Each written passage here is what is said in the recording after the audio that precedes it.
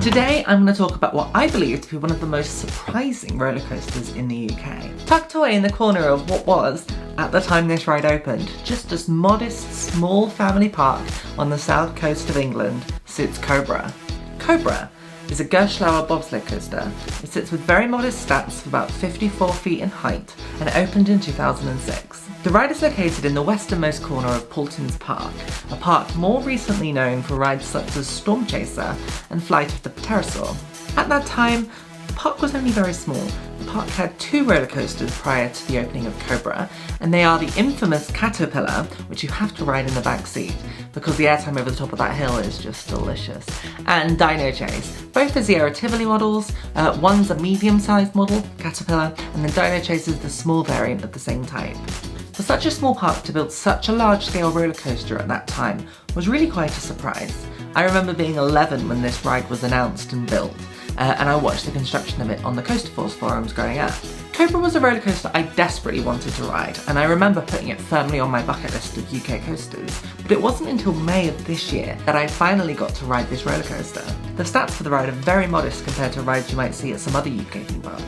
The stats for the ride are really modest if you compare them to lots of other UK parks. A height of no more than 16.5 metres and a length of about 450 metres. There's nothing to really make you think wow about this ride, but somehow it manages to pull 3 Gs of force and has many moments of airtime, as well as being an extremely fun, enjoyable and re-rideable ride. Gerstlauer bobsled roller coasters are very much akin to the kind of traditional wild mouse roller coaster, something like you might see at Chessington with a ride like Rattlesnake. Riders sit in 4-seat trains and the trains take sharp hairpin turns, providing you with plenty of lateral Gs. However, unlike a traditional wild mouse roller coaster, you certainly won't be coming off Cobra in pain after a rough and unpleasant ride. Another thing to note about the Gerstlauer bobsled model is that the wild mouse aspect isn't overdone. Yes, there are sharp, unbanked hairpin turns, but unlike in a lot of traditional wild mouse, this type of thing isn't overdone.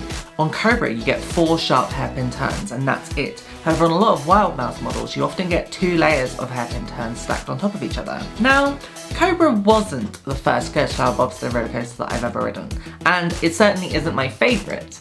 That's to say, I've had the pleasure of riding Wildermusen at Gröna in Stockholm. Now, hard to compare the two given that Wildermusen is taller, faster and far more intimidating, and it also has a delicious ability to wrap itself around Jetline, which is a beautiful Sierra-Schwarzkopf roller coaster. But whilst Cobra is much more modest than that of Wildermusen, it's fair to say it sits perfectly as a little brother to the ride and manages to provide a very similar ride experience. Now let's take a little look at what you can expect from a ride on Cobra. The ride experience of Cobra begins by exiting the station and entering the lift hill. This lift hill pulls you up to the ride's maximum height of 16.5 metres. After exiting the lift hill, the ride takes a sharp right-hand drop with a very steep angle of descent. You then pull out into an upwards right banked helix, which about halfway through slowly unbanks itself to end up with a nice little bit of lateral forces as you go to enter the first mid-course brake run. After this first mid-course brake run,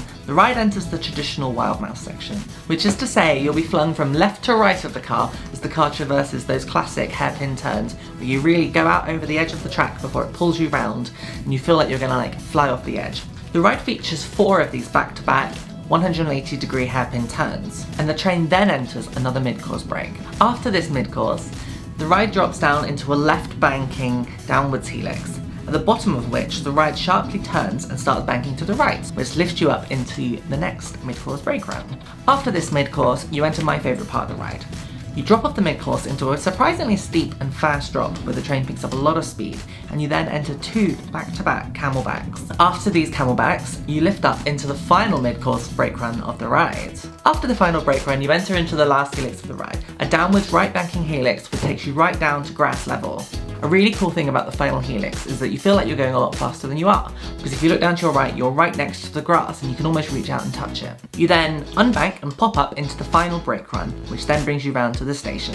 Now, Cobra is not by any stretch of the imagination a high-octane thrill ride, but what it does really well, and that is to be a strong family thrill coaster.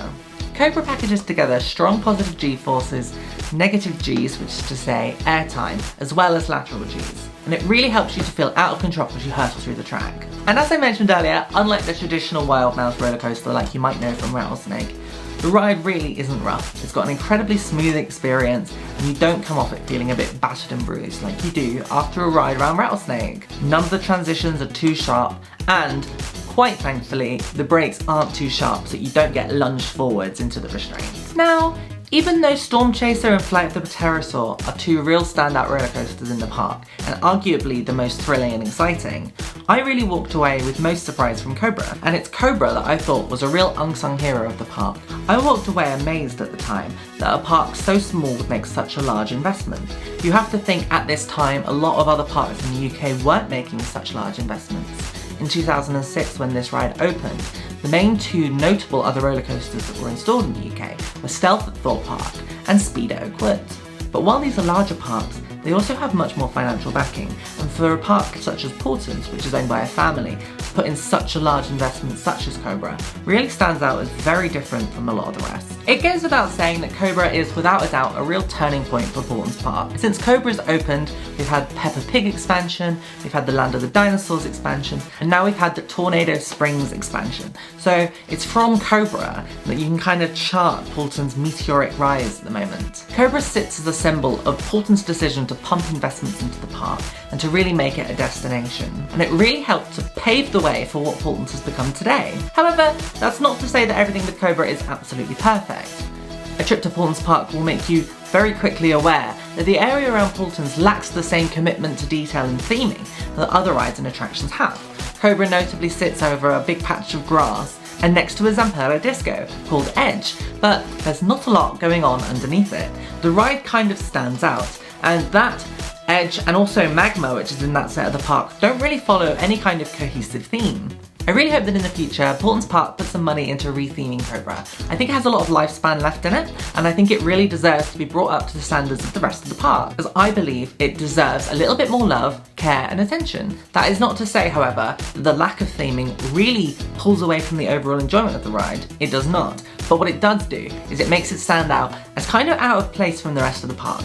But needless to say, I think Cobra is a really important roller coaster in the UK theme park history, and I think it really stands out as a real jewel on the crown currently worn by Paultons Park.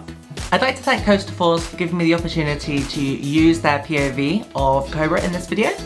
So big shout out to Ian at CoasterForce for saying that was cool. And if you're ever down in the south of England, please do go out of your way to ride Cobra, as I definitely think it's worth it. Thanks for watching Theme Park Princess. I'm Carly Bell, and I hope you have a great week.